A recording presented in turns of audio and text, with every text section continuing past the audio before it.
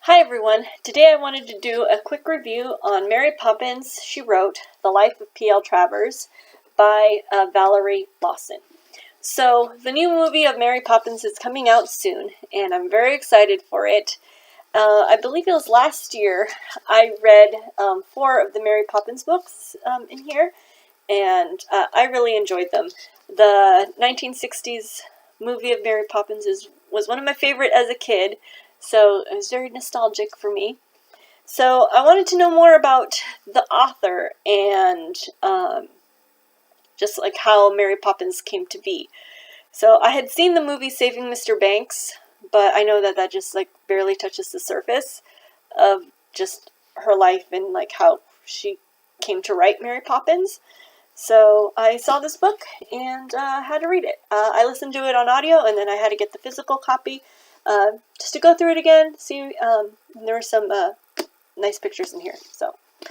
So this was a very well-researched book. Valerie Lawson was a reporter, so she kind of approached it kind of like a reporter.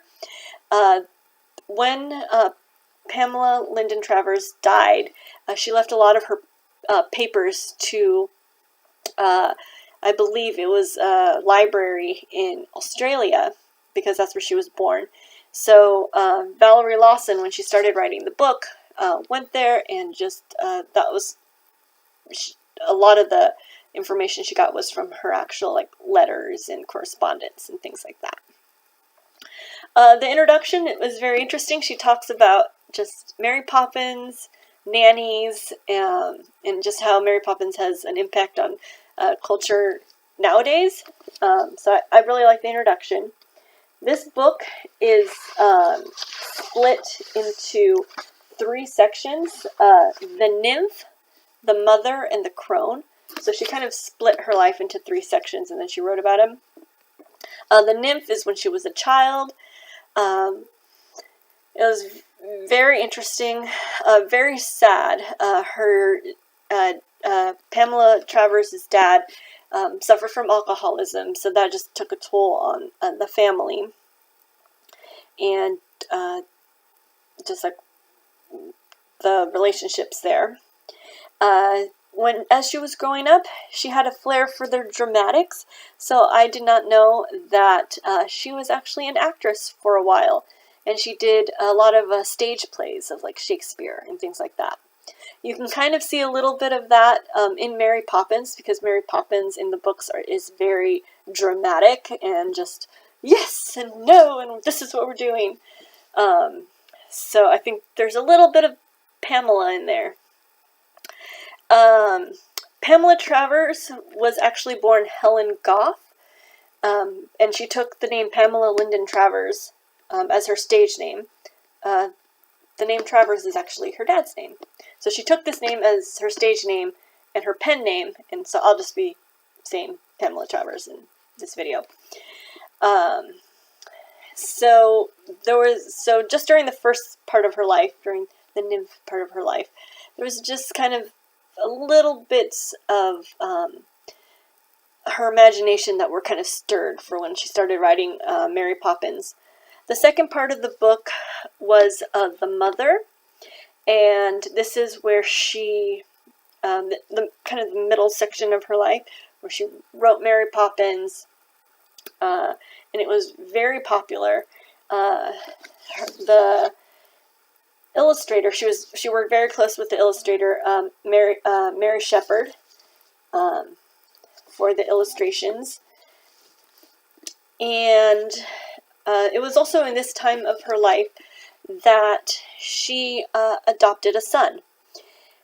And it was very interesting because she felt it was the part of her life where I need to have a child. And there was a family who had twin boys, and she took one of the boys and left the other twin. And I believe one lived in Ireland, and then one lived here in the United States. And that kind of, later on in life, just that decision kind of caused strife in her personal life.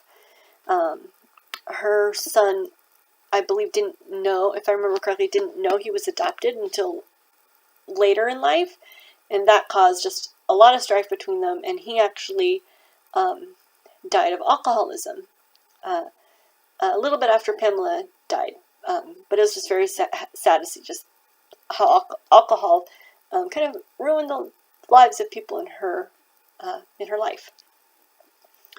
So it was during this time too that Walt Disney wanted to make Mary Poppins, and after much deliberation, much conversations, the movie was made. She famously did not want any animation in the books or in the movie, but there was animation.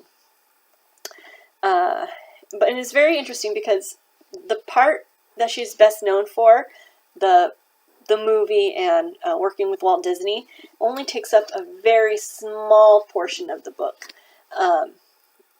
maybe a chapter, which I thought was interesting. But in the whole scope of her career, it was a very small part.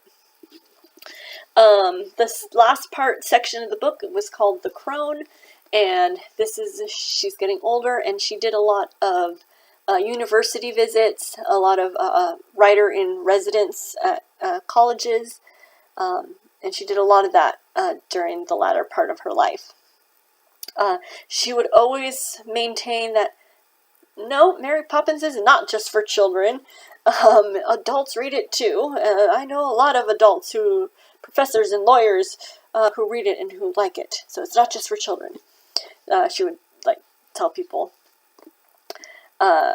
So she did a lot of that. She was always very worried about money, so she kept saving and saving and saving and saving, so that by the time she died, she had kind of a good little inheritance that she gave to her adopted son and granddaughter, I believe. So this was really well written. I liked the physical copy of the book because there's lots of pictures. I can show you here some when she was a baby with her mom and dad. And growing up, kind of her stage era. Here's some sketches of Mary Poppins from the original books.